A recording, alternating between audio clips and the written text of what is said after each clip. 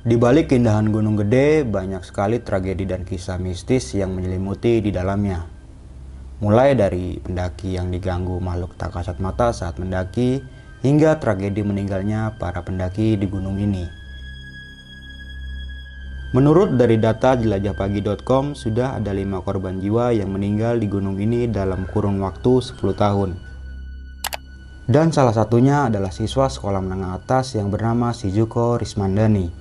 Ia merenggang nyawa saat mendaki Gunung Gede bersama teman sekolahnya pada tahun 2013. Gue lagi nyampe pencapaian. Ini buat GP19 yang nggak lagi kesini. Gadis berjilbab itu dikonfirmasi terserang hipotermia. Hipotermia adalah kondisi darurat medis yang terjadi ketika suhu tubuh lebih cepat kehilangan panas dibandingkan panas yang dihasilkan. Menurut Wikipedia, sudah hampir ada 400 pendaki yang kehilangan nyawanya akibat hipotermia ini. Dan di episode kali ini, kami mendatangkan seorang pendaki asal Bekasi yang mengalami hipotermia saat mendaki Gunung Gede bersama teman-temannya pada tahun 2020. Kejadian ini sempat terekam oleh kamera pendaki yang videonya tersebar di beberapa media sosial dan menjadi trending topik selama beberapa hari. Mau tahu kisah selanjutnya seperti apa? Duduk manis, siapkan cemilan, dan selamat mendengarkan. Assalamualaikum warahmatullahi wabarakatuh. Waalaikumsalam warahmatullahi wabarakatuh. Ya sebelumnya gue perkenalin dulu bang ya. Kenalkan nama gue Teddy Mardiansa, sering dipanggil teman-teman Teddy atau Tedung lah. Tedung. Ya Tedung. Domisili gue tinggal di Bekasi Selatan, Kampung Cikunir. Buat teman-teman semua yang ada di Bekasi ya pokoknya kalau kita mau naik bareng ya monggo lah. Nah, kita langsung aja nih japri ke Instagram lu, Ted. Apa ya, namanya? Instagram gue namanya Tedung, G-nya 3. Tedung, G-nya ada 3, bukan E-nya ya. Ya. Oke, sip. Bermula pada tahun 2020 gue punya rencana sama temen nih. Rencana temen gue, emang gue sering pernah catatan bareng lah sama dia juga sering naik gunung lah. Di situ gue kontek-kontekan, kita mau ketemuan, mau ngadain rencana, mau naik mana nih planning. Dan gak lama dijawab lah nih sama Bang Albert. Jadi di sini perkenalan pertama gue ini dengan Bang Albert lah. Jadi dia mempunyai tim sendiri dan gue pun buat tim gue sendiri. Gue cacatan lah kabar-kabaran Bang Albert ini, nanya kita mau naik kemana nih, planning mana. Dan akhirnya dia karena belum pernah ke Gunung Gede kan, pengen ngerasain gitu naik ke Gunung Gede itu gimana. Dan akhirnya di situ gue kompromi sebelum gue pendakian atau sebelum gue naik ke gunung itu gue pertemuan untuk mengadakan rapat kecil lah internal itu. Oke, meja bundar. Ya bener. Udah selang lama sebelum pendakian dimulai, gue kumpul nih di tempat gue daerah Bekasi, itu di tempat kafe lah. Di situ Bang Albert berapa orang ya? Ada 5 orang, temennya cowok 3, itu udah termasuk Bang Albert dan cewek 1 yang bernama Mbok.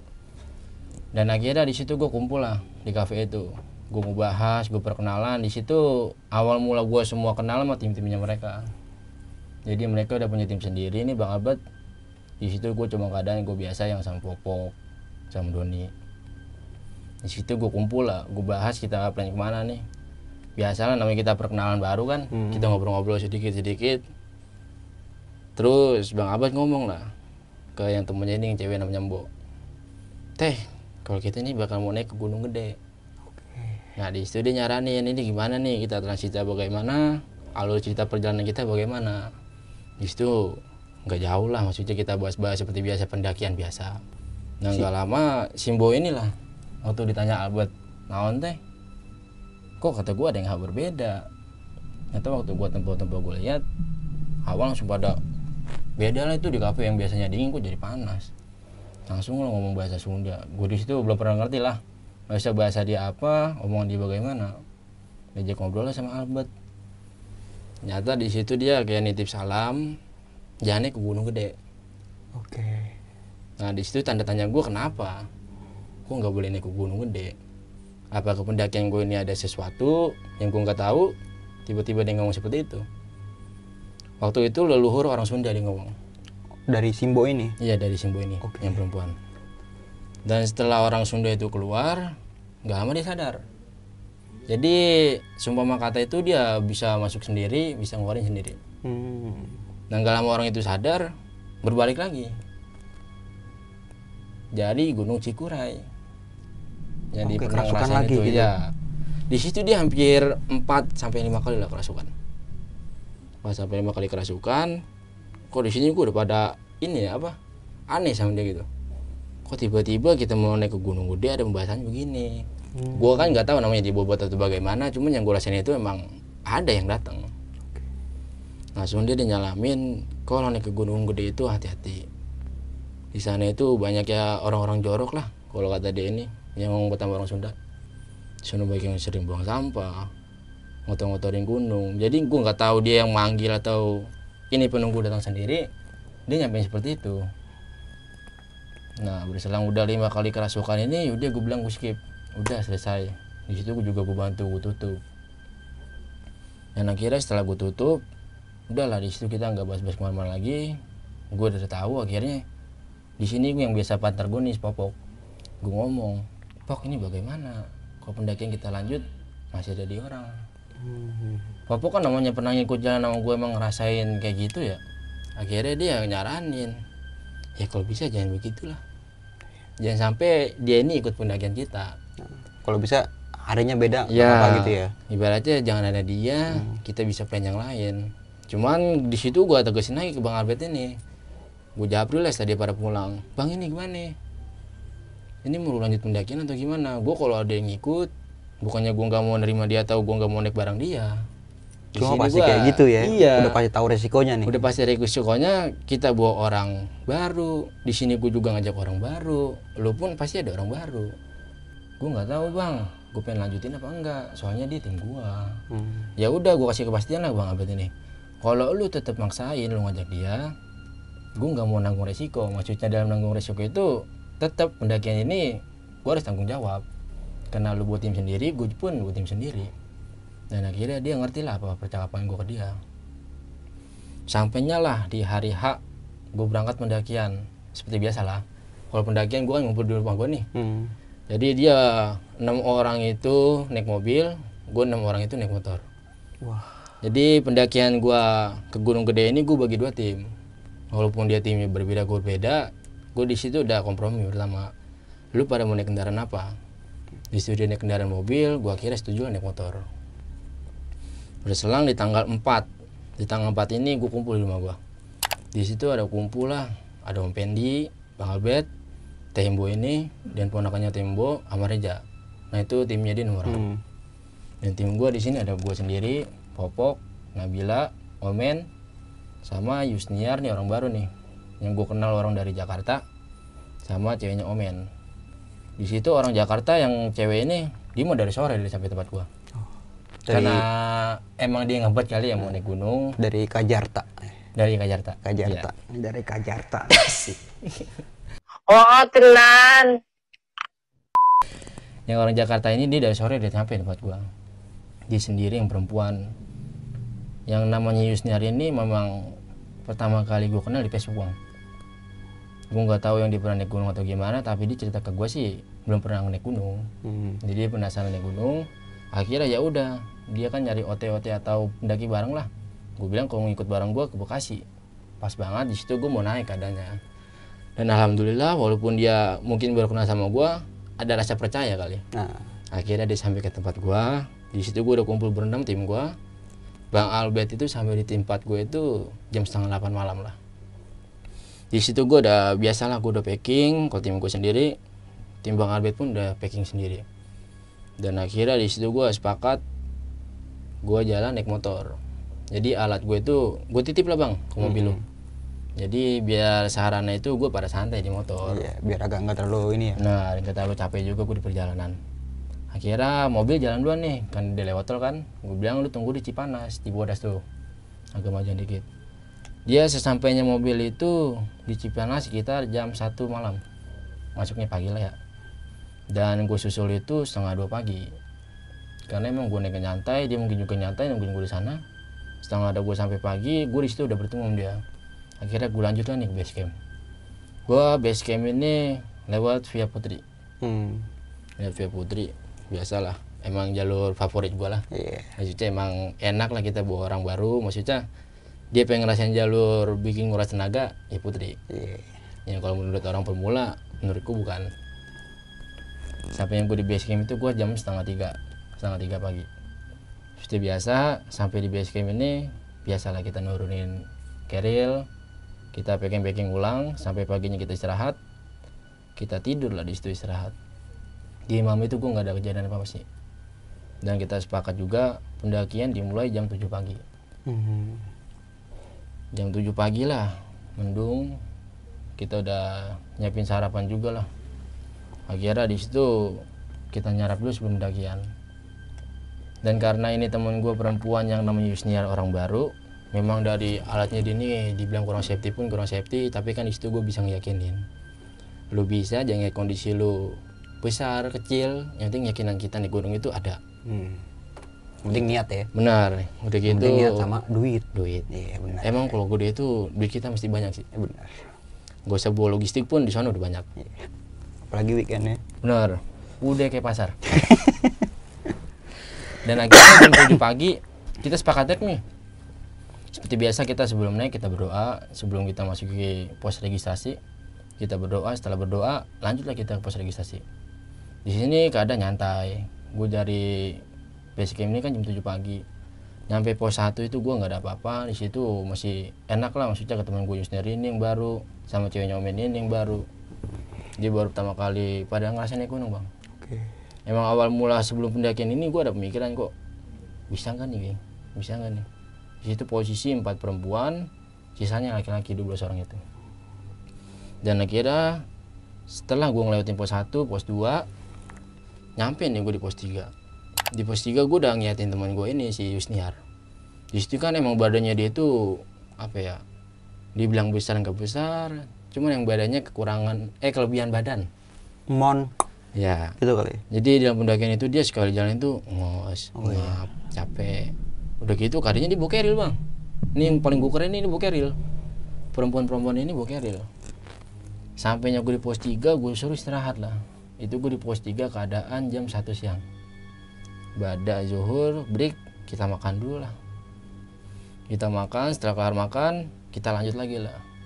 Di sini keadaan ya seperti biasa, gue di depan, Popok di tengah, Dipong ini di belakang. Dan akhirnya sampainya di pos 4 ini gue udah mau keadaan sore. Di pos 3, pos 1, pos 2 gue gak ada apa-apa. Pas waktu di pos 4, teman gue udah ngerasain capek. Maksudnya capek itu apa dia baru pertama kali naik gunung, kaget dengan jalur seperti ini. Karena yang gue rasain kalau dari via Putri Gunung Gede ini, pos 3 ke pos 4, pos 4 ke pos 5, itu yang paling nguras. Itu trek. Iya, itu kadang kita nanjak terus, ya dibilang nguras keringat, kita olahraga. Dan akhirnya di pos 4 pun kita break. Di situ gue udah ngeliat Yusniar ini udah nggak bisa lanjutin gitu. Di sini dia udah ngomong, aduh Ted, gue capek. Dia keadaan udah mau nangis, kaki dia dipegangin terus, sakitan. Gue nggak tahu sepatunya kurang safety atau keberatan badan atau emang badannya dia berlebihan. Di situ gue pernah yakinin lah bareng-bareng tim gue. Yakin aja kita sampai. Karena dari pos 4 ini kita kan ngelewatin pos 2 bayangan. Nyampe di pos 5 kita nyampe Surken. Di situ akhirnya dia redup. Dan keadaan timnya Abad ini pun sama. Semua udah pada lelah. Sama kayak ceweknya Omen, di situ udah pada nggak mau naik lagi. Pengennya ngepost di situ atau mau turun. Jadi kesimpulan gue ke Popok, gue berbicara ke Popok. Ini gimana, Pop? Di sini kita ada mau maghrib. Gue keadaan di pos 4 itu emang udah setengah 6 kurang. Udah mau maghrib, akhirnya gue break itu sampai maghrib di situ. Kalau gue nggak ngelanjutin jalan, gue nggak tahu lah bakal ngebongkar tenda dari situ apa bagaimana. Temen gue Yusniar ini kakinya emang udah nggak bisa jalan. Dalam artian itu emang kakinya udah terasa sakit banget, atau emang dia udah nggak bisa kuat jalan. Gue kan bingung kalau ngebopong juga. Tim gue kecil semua masih di badannya. Iya, sedangkan si Popo ini dia lebih kecil si Popok.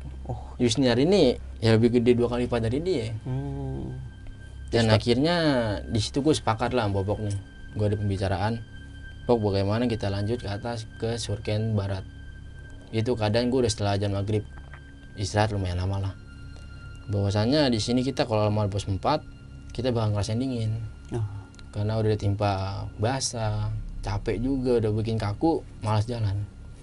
Akhirnya Popok pun setuju pendapat gue seperti itu.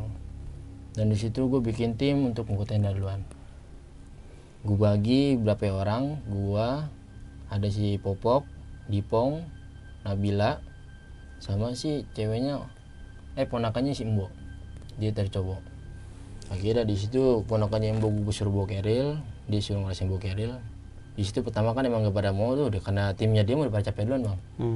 Nah situ udah mau istirahat di situ, gue bilang nggak bisa. Kalau gue tim-tim gue yang dulu yang sono, ini sama aja lu tim lu di belakang gue. Dan akhirnya sepakat lah, habis maghrib itu gue jalan sama Popok untuk membuka tenda di pertengahan Surken Barat. Dalam perjalanan gue sama Popok ini aman-aman aja. Gue sampainya di Surken pertengahan Barat itu sekitar jam 8 kurang dari habis maghrib itu. Di sini gue sering ngobrol sama Popok lah, ada perjalanan. Pok, gimana nih kita? Ini teman kita masih pada belakang. Gue masih mikirin kan keadaan itu ada perempuan yang baru pendakian. Dua perempuan itu. Udah gitu keadaan Yusniar, Bang Abad itu kakinya emang udah nggak bisa dipaksain. Dan akhirnya sepakat gue bongkar tenda sama Popok. Selesai bongkar tenda ini, Popok nyusul anak-anak. Jadi dia sama ponakannya Embo, yang anak-anak. Gue, Dipong dan Nabila nunggu di tenda jaga alat. Dan akhirnya sepakat dia jalan lah ke Surken Timur. Gue nggak tahu dia di Surken Timur ini nunggu di situ apa turun ke bawah lagi.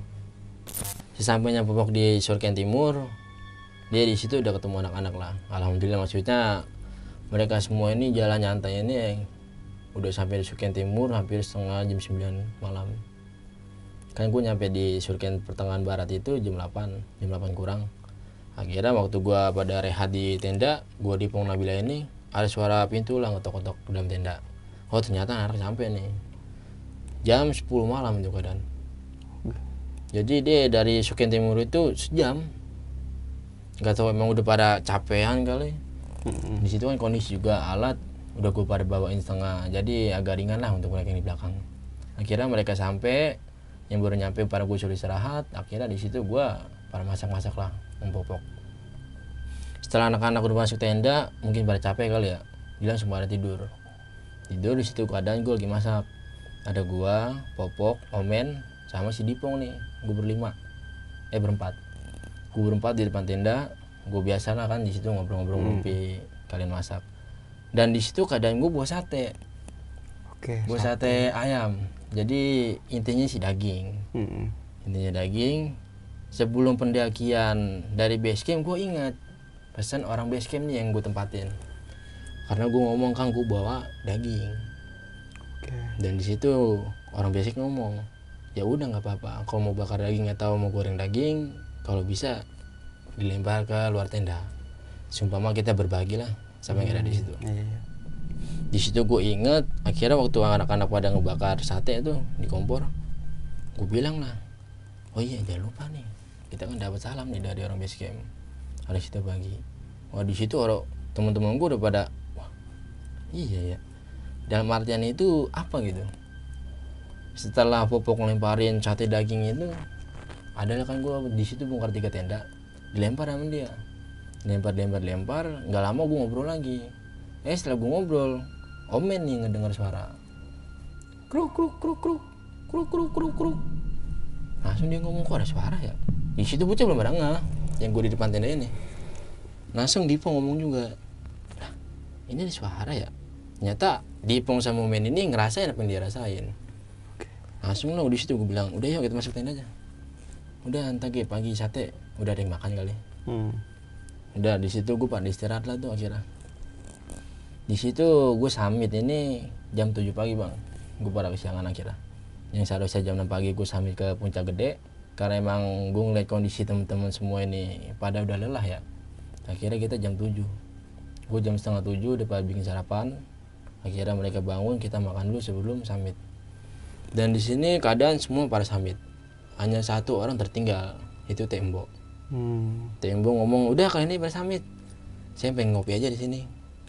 Nah dalam tanda pengen ngopi ini gue belum tahu maksudnya itu apa dia udah bosan ke puncak atau dia udah bosan lihat pemandangan kali, pengennya ngerasain ngopi aja. Jam setengah 8 gue cabut nih summit bareng 11 orang ini. Dan si Yusniar pun pertama nggak mau naik ke puncak karena udah ngerasain ngebut kakinya kali pagi. Gue bilang puncak udah di atas, udah deket. Akhirnya di situ kita gotong royong lah, kita jalan santai, kita sambil bercanda, ngobrol bareng kan. Sampai di puncak, alhamdulillah di situ gue udah inget pasar, ramai banget di Tugu. Gantian foto ya? Iya, di situ gue udah ngantri udah, ya gitu. Ini berapa kalinya gue ke Gedeng lihat orang penuh begini, bawa orang, nggak tahu nantinya orang bakal kecewa apa enggak. Yang penting kata gue kita antri aja, kita foto-foto. Iya. Dan akhirnya di situ kita semua foto di Tugu. Itu gua akhir sampai di Tugu itu jam 10 siang. Dari jam 8 itu. Nggak lama kan kita namanya istirahat capek juga. Gue turun dari atas Tugu itu jam 12 siang. Setelah Bada Lohor. Waktu gue mau sampai di tenda yang tempat gue camp ini, di situ gue nyium bau nih. Nyium bau, kok kata gue kayak pernah tahu bau ini bau apaan. Tenda gue emang agak masih 15 meteran lah dari gue, tapi udah kecium bau-bau begituan. Gue ndus lagi, gue deketin. Kata gue, kok bau apa ya? Oh ternyata ada yang bau akar gaharu. Oke. Kalau gaharu itu kan dalam artian gue yang pernah gue pelajari, kalau untuk di rumah ya, itu biasa untuk kita memanggil atau ya untuk kita ngundang orang-orang yang Leluhur lah ya. Iya, leluhur kita atau beda dari alam kita. Dan akhirnya sampai di tenda gue kaget nih. Waduh, kok lu bakar beginian sih? Enggak sih mah bang, buat bakar-bakaran doang, wangian doang. Lah emang lu nggak tahu ini buat apaan? Ya gue sih nggak tahu pemikirannya bagaimana atau pembelajarannya bagaimana. Cuman yang sepengetahuan gue atau teman-teman gue, gaharu ini untuk memanggil leluhur-leluhur kita. Di situ gue masih positif lah, karena emang dia omongannya seperti itu ya udah. Mungkin kayak buat pewangi. Iya, pewangi-pewangi tenda aja gitu kali. Cuma kan dia dibalik itu dia nggak tahu. Maksudnya tujuannya itu buat apa? Khasiatnya itu buat apa? Cuma setahu gue itu emang buat manggil roh atau makhluk halus. Dan di situ gue sebenarnya emang udah sempat kesel, cuman nggak mau gue ungkapin dulu. Di situ Embo emang udah ada temennya juga yang biasa dipanggil kakek lah atau aki-aki. Emang orangnya sih agak tua. Di situ ngobrol-ngobrol dia ternyata udah ada temennya. Yang di awal pertemuan di base camp dia udah ketemuan, akhirnya dia sampainya di atas. Di situ kita canda-canda lah biasa, udah istirahat. Gue sampai tempat tenda kan jam 1. Di situ kita makan lagi sebelum turun. Akhirnya bocah pada kebablasan capek, tidur. Oke. Yang seharusnya kita 1:30 udah turun, ini malam mau maghrib baru turun. Akhirnya ya udah, mau nggak mau kita harus maghrib turun. Karena keadaan jam 5 itu udah kabut tebal semua udah pada keluar. Nah sampainya jam 6 maghrib, biasalah kita selesai packing. Sebelum turun kita baca doa. Setelah baca doa udah kita kumandangkan, akhirnya kita jalan lah ke Sorken Timur untuk turun. Di situ yang mimpin jalur gua untuk turun, karena emang keadaan gelap banget. Anak-anak kan baru kebanyakan ibaratnya di Gunung Gede itu baru pertama kali, baru nyobain sekali. Di situ gua geling loh waktu mau sampai Sorken Timur. Namanya gua bawa headlamp center kan, gua bukan pakai headlamp kelapa. Kok kata gua pas belokan ini jalurnya ya. Gue mah nggak niat itu jalur tahu tenda orang. Akhirnya gue asal terobos aja. Lah ini tenda orang. Di situ gue udah ya udah muter balik. Habis kan gue udah pada tawa gue jadi. Akhirnya di depan itu baru pintu Sorken Timur. Oke. Karena kabut kali bang ya, nggak kelihatan. Emang udah gelap banget. Headlamp gue, teman-teman gue kan ada yang bawa headlamp pencahayaannya yang kuning tuh, sama putih gitu. Gue bisa ngiat gitu ya. Apa gue yang keder, apa yang terlalu capek? Sampai tenda orang gue susukin. Cukup pengen ditawain bucin akhirnya. Akhirnya udahlah, nyampe situ gue minta maaf, kita lanjut lagi turun. Sampainya di pos 4, di situ kita break. Karena emang keadaan udah gelap, capek juga kan. Nah Yusniar ini emang udah nggak bisa bawa alat. Jadi dia turun pakai sendal. Akhirnya kita turun nggak ada apa-apa. Sampainya di pos 4, disinilah baru terjadi yang tidak kita inginkan. Oke. Di pos 3 ini temen gue udah ngerasain hawa yang gak enak si Yusniar ini. Ternyata waktu dia di break, di situ kan emang udah keadaan dia lemas lah. Nanti gue mungkin ada foto atau dokumentasi dia lah waktu dia ngerasain kena hipotermia. Jadi di pos 3 itu dia udah terbaring geletak lah. Maksudnya udah kayak orang sadar setengah sadar. Ternyata di situ dibikinin teh dulu, dia masih sadar, dipminumin lah teh hangat. Karena di situ keadaan dingin. Peralatan dia, baju dia emang cuma bawa 2. Oke. Karena dia namanya baru pemula atau baru pertama kali naik gunung kan. Tapi sebelum pendalaman naik gunung itu udah gue kasih tahu, usahain jaket hangat sama ganti-ganti baju. Dan akhirnya setelah dipinjemin teh, dia tiduran lagi, rebahan. Dan nggak lama barulah di situ dibangunin sama bocah, nggak ada yang ini, nggak ada yang sadar dia. Oke. Sampai dibakar kakinya lah, dikelitikin lah, tetap itu anak nggak kebangun. Nggak selang lama barulah matanya dia pas dibuka motot putih semua. Motot putih semua itu gue belum tahu dia kena hipo atau kerasukan nih. Dan gak lama baru dia ngomong panas panas. Kok kata gue ini kan gunung dingin ya, kenapa ada kata-kata panas? Gak lama gue ingat yang sering biasa gue bawa nih bawang putih. Bawang putih gue suruh minumin nih si Embo. Akhirnya waktu dicekokin barulah bawang putih masuk ditelan sama dia, ngerasain dingin. Oke. Pas ngerasain dingin disitulah baru dimuntahin sama dia ngeberontak-berontak. Di situ gue masih nggak tahu dia kerasukan atau gimana. Jadi waktu di situ anak-anak nggak ada yang tahu di saat dia lagi rebahan, dia rebahan di kayu nih. Jadi belakang dia nih kayak nggak tahu kayu-kayu lama atau bagaimana. Di situ teman-teman gue pun nggak ada yang ngeh kalau di situ ada muka.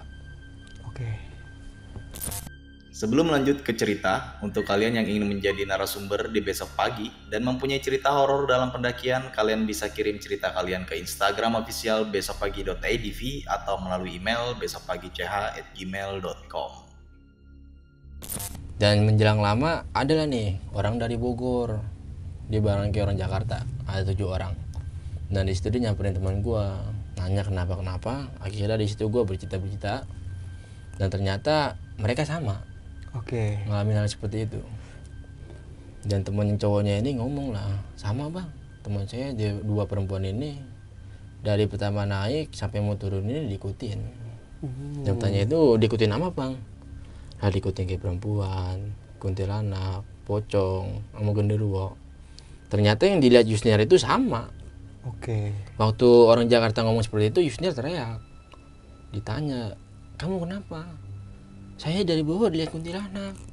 Oke. Di atas pasir kuntilanak. Saya kan teriak, Bang Abed, tadi, Bang Popok. Dia teriak, bocah nggak ada yang ngeh. Ya karena memang keadaan fokus buat naik kali.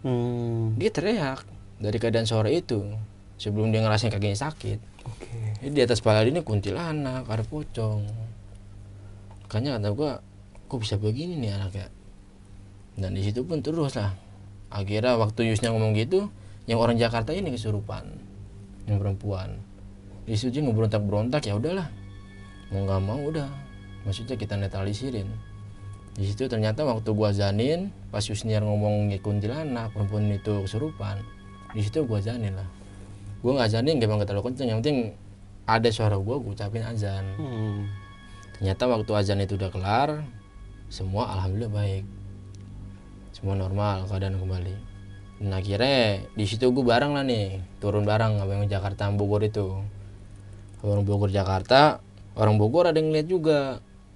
Bang, kok ini kayak ada orang ya? Waktu Yusniar rebahan itu, kita ngeliat ada orang. Ada orang apaan bang? Nggak tahu kok saya pas dia lagi rebahan ada orang di belakang dia. Oke, yang disebut pala itu. Nah yang disebut pala ada di balok dia ini nih. Oke. Yang muncul kepalanya itu muka. Dan akhirnya di situ gue nggak mau panjang lebar lah, karena pemikiran gue ini kita masih di jalur orang, bukan tempat kita, ini kita tamu. Dan akhirnya udah kita turun pos 2 pos 1 gue aman. Setelah pos 1 di situ kan ada tempat pendopo lah tuh yang bisa para pendaki ngaso di pos 1. Di situ keadaan semua headlamp mati, keadaan gue yang pada misa-misa. Gue di dekat jalur mau turun tuh yang pelang buat foto lah, gue sendiri di situ ya. Di situ gue sendiri, teman-teman gue di belakang. Di situ ada suara kayak kuntilanak teriak. Jadi nggak tahu cekikan lah suara kuntilanak. Hihihi. Di situ gede. Waktu suara itu bermunculan, barulah headlamp ini pada keluar. Anak-anak. Oke, nyala lagi gitu. Nyala lagi semua. Dan akhirnya di situ kepala gue udah nggak ada isi pemikiran lah. Gue udah ngerasain capek juga. Maksudnya udah nggak mau ngebahas yang begitu-begitu. Akhirnya waktu si Popok ngajak turun di pos 1, ternyata gue jalan duluan ini dalam artian gue nggak bawa headlamp, gue nggak bawa apa, cuma keril gue gendong, keadaan gue lagi lari. Keadaan gue lagi lari turun. Mungkin buat teman-teman yang pernah ngerasain dari pos 1 kan itu nanjak tuh. Kalau kita dari turunan ada nih yang berliku-liku 2 jalur turunan jurang nih. Ternyata gue lari lewat situ. Waktu pas mau turun, gue langsung lari. Gue lari, gue lewat jurang itu. Ternyata orang Jakarta Sampopok ngejar gue. Tapi lu sadar pas itu gue udah nggak sadar keadaan gue. Kalau gue sadar pasti kan gue nenteng Eril berat juga, gue capek dong. Waktu gue udah ngelewatin jurang, gue hampir mau jatuh, gue di situ udah ditahan sama dia.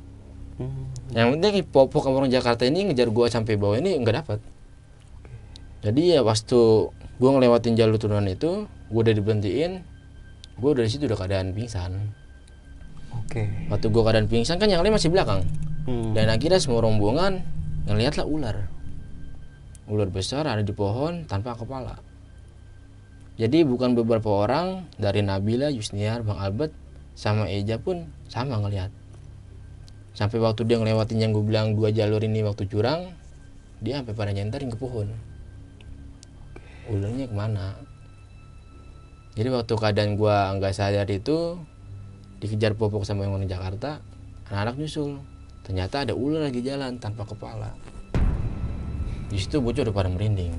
Maksudnya udah pada dalam ketakutan, capek juga. Nah setelah waktu itu gue sadar lah. Gue tanya, gue kenapa Pok? Udah nggak apa-apa ya, turun aja.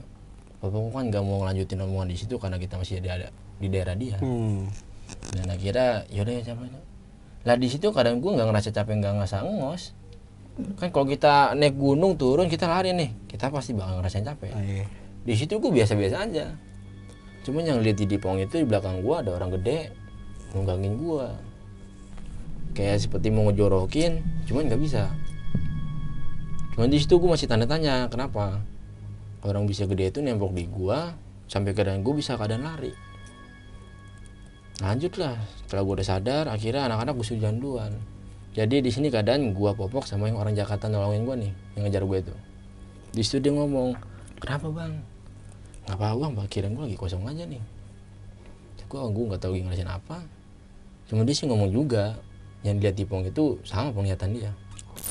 Apa yang di belakang gue ini ada orang makhluk gede. Makhluk gede ini emang cuma kelihatan rambut panjang, gue tempokin begini, badannya gede. Berarti semua rombongan lu ngeliat kayak gitu? Jadi waktu keadaan pos 1 itu kan emang headlamp kan baru nyala nih. Di situ orang belum ada yang ngeliat. Jadi waktu si Popok ngejar gue sampai yang Jakarta, dia nyenterin gue sambil nyenterin gue. Dan dilihat lah sampai kaki gue gede semua badan. Jadi kalau pemikiran gue sih ada yang mau ngejorokin gue tapi dia nggak bisa. Dalam kutipnya itu kenapa? Dan akhirnya setelah gue sadar, ya udah kita turun. Gue bareng orang Jakarta ini ngobrol-ngobrol lah, sharing-sharing.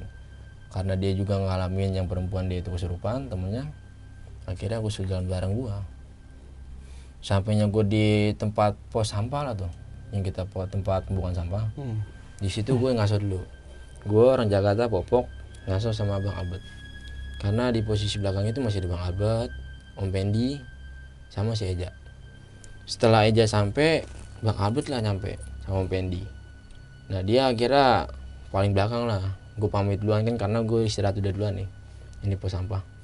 Waktu gue turun di pos sampah ini kan gerojokan tempat air tuh. Yang biasa tempat pohon-pohon daun bawang lah ya. Sampai di situ orang Jakarta paling belakang nih. Keadaan gue pertama, Popok kedua, dia paling belakang. Jadi di belakang dia itu ada suara apa sih ya? Kayak suara injekan, jedar. Di situ dia nggak mau ngomong pertamanya. Nah emang keadaan di situ keadaan gue bertiga doang. Yang ini pada turun. Bang Albert sama Om Pendi masih di belakang. Akhirnya Popok nyampingin gue lah. Popok nyampingin gue, yang orang Jakarta ini nyusul lagi. Ternyata waktu gue disenterin sama Popok sama dia itu orang, wah. Jadi mukanya ini becaling, banyak darah lah. Gue udah nggak mau sih, emang gue udah ngerasain hawanya di belakang gue angin gede. Kan kalau angin pegunungan itu beda ya. Kalau kita ngerasain angin bas beda. Jadi waktu gue senterin itu Popok pada benar. Jadi ini pada becaling rambut merah, matanya merah, semuanya hitam. Gue sih nggak bisa bilang itu genderuwo atau apa, karena emang kan penunggu gunung itu atau penghuni itu banyak ya, macam-macamnya. Iya banyak macam-macamnya. Jadi gue nggak bisa ngepastiin. Akhirnya sampai gue di base camp itu sekitar jam 2 pagi. Malam pagi ya? Iya malam ya? Pagi. Masuknya pagi ya? Jam 2 pagi. Jam 2 pagi. Sampainya jam 2 pagi itu gue udah pada rehat duluan. Jadi di belakang ini masih ada Bang Abed sama Om Pendi. Karena Bang Abed ini kakinya emang udah sama kayak Yusniar. Dari waktu di pos 3, pos 4 dia udah ngerasain genap. Dan ternyata waktu dijemput sama orang base camp naik ojek. Orang base camp tuh ngomong, kok saya ngojekin abang berat banget ya? Oke. Lu? Si ini Bang Albert. Oh Bang Albert. Yang di belakang Om Pendi. Dia kan dijemput tuh karena dia di pos sampah itu dia udah nggak bisa turun. Oke. Udah nggak kuat ya? Udah nggak kuat. Jadi anak-anak pada turun duluan, disusul gua Popok sampai Ngon Jakarta. Belakangnya dia berdua. Dijemput lah naik ojek. Orang ojek ngomong, Bang kok saya ajak Akang berat banget.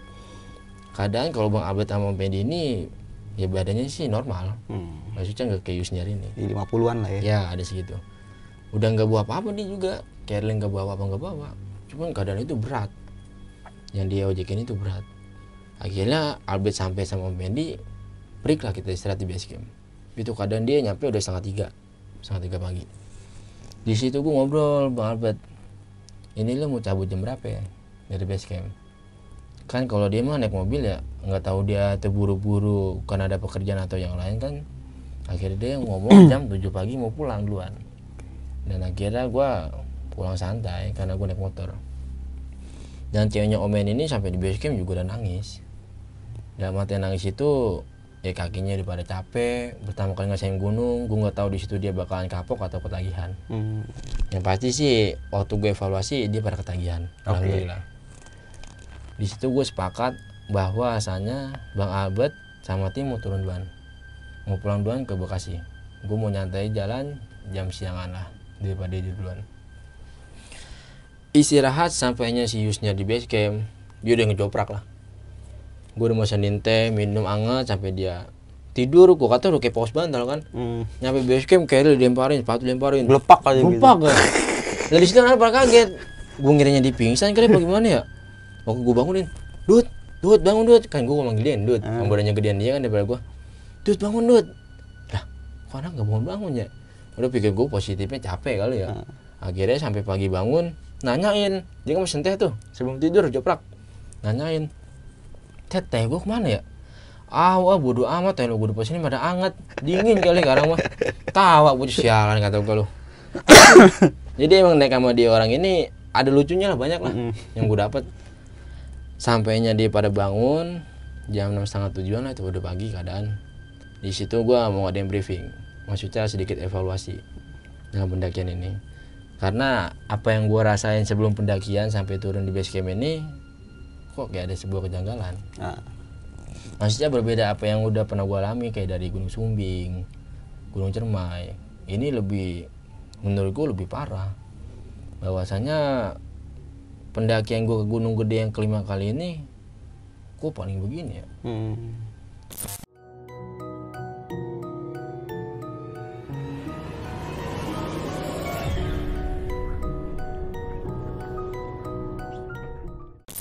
Oke Bang Teddy, aduh, gokil banget sini.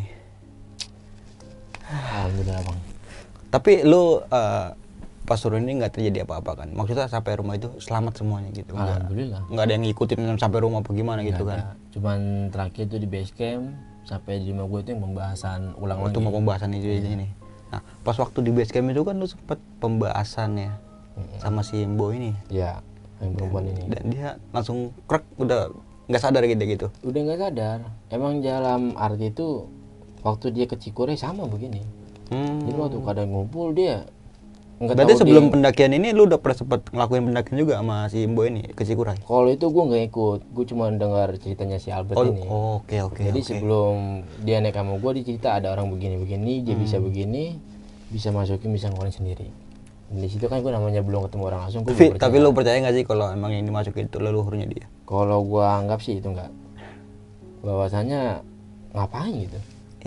Pendakian kita sampai bobo gituan kan, orang mau naik gunung mau have fun kok. Udah gitu yang dibawa Bang orang luhur gunung lain. Maksudnya kayak dari Semeru, Merapi sampai di situ.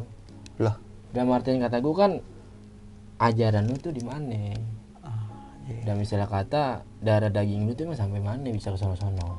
Rentetan turunannya mungkin Nah, ya. itu luhur lu emang sampai sono. Iya. Emang kalau yang di ketiga itu kedua waktu luhur Gunung Gede itu nyampe, gue percaya. Yang bahwasanya sebelum dia masuk itu ada orangnya di pintu. Oke, dan lu sempat melihat juga itu ya. Iya, gue sempet apa ya? Gue sempet ngobrol bareng. Ya biasalah namanya orang Cianjur ya. Orang asli situ gue nggak ngerti bahasanya. Oke. Cuma yang di samping itu dia sambil senyum. Yang pertama dan yang kedua orang ini ada 2 orang. Dia udah kayak marah-marah ke gue. Di situ gua emang Dan ketiga, berusaha. keempat, kelima dan seterusnya itu udah aneh dah tuh ya. Ya itu menurut gue udah aneh. Udah biarin skip aja Maksudnya tuh. kok orang kerasukan segampang itu. Orang ngomong kerasukan gampang keluar, gampang masuk. Emang kalau yang pertama, kedua, ketiga itu gue ngerasain ada orangnya itu. Oke. Cuma selanjutnya itu ya itu mau urusan dia sama yang di atas dah. Nggak tahu kesurupan bener apa dibuat-buat, Ya, kita nggak tahu ya. Gue nggak tahu, pokoknya tim gue jangan sampai kena imbasnya gara-gara lu. Yang lu takutin kan karena Simbo ini kesurupan, takutnya dari peserta teman-teman lu ini jadi wah gue malas naik gunung lagi lah. Iya. Karena kayak gini loh keadaannya gitu. Takutnya kayak gitu doang kan. Naik gunung itu kok yang didapat bukannya kesenangan, keindahan, Mana kehororan. malah kehororan. Aduh. Walaupun emang gunung itu tempatnya mereka, seenggaknya kita jangan seperti itulah. Iya kan tadi ada juga tuh nih teman lu yang sempet pengen hipotermia nih. Itu pokoknya sempet bang, emang udah hipotermia. Oke. Bahwasanya di situ itu dia emang udah 1 jam lebih. Nggak sadarkan diri. Nggak sadarkan diri. Mau kakinya dibakar, kasih rokok, abe diseblakin, RT hangat nggak berasa. Dan dia beranggapan panas. Panas, awal mulanya panas. Waktu ajaran gue selesai, baru dia ngerasain dingin. Nah, kan nggak masuk di logika nih kalau Nah, yang ini itu ya. dia. Di tengah gunung mungkin ya, di Nah. dalam masih di hutan loh. Iya, bukan Cuaca di kota. dingin. Tapi dia ngerasa panas. Iya. Kalau itu panas apa tuh? Perut. Perut. Perut gue nih ini lagi. Dan yang di sini nggak masuk di logika gua. Temen lu sempet bilang panas nih. Panas. Padahal kan udara atau Dingin. suasana saat itu Suasana dingin itu ya. dingin. Dan lu Beda. juga ngalamin dingin. Iya. Suasana kita di kota sama di pedesaan itu beda. Apalagi kita di gunung. Kok bisa-bisanya dia ngomong panas? Oke. Makanya gue nggak tahu dalam artian panas ini yang karena ada muka nih di belakang devisa. Nah, iya tuh, iya. Makanya dia nggak panas. Dan lu sempet ngambil video apa gambar tuh? Apa Di foto? situ gue ngambil video. Oke, dan ada itu sebuah jelas rekaman. kayak Jelas. muka kakek-kakek gitu ya. Muka kakek-kakek di situ teman-teman gue emang nggak ada yang ngelirik ke situ. Gue dapet waktu ditayangin di video barulah. Oke, banyak Di juga yang komen ya. Itu kok Di menit muka, sekian itu kok nih. muka. Oke. Di menit sekian nongol muka itu. Nanti gue minta videonya buat Siap. gue slide nanti. Buat Cuplik-cuplikan teman-teman yang videonya. lihat aslinya lah.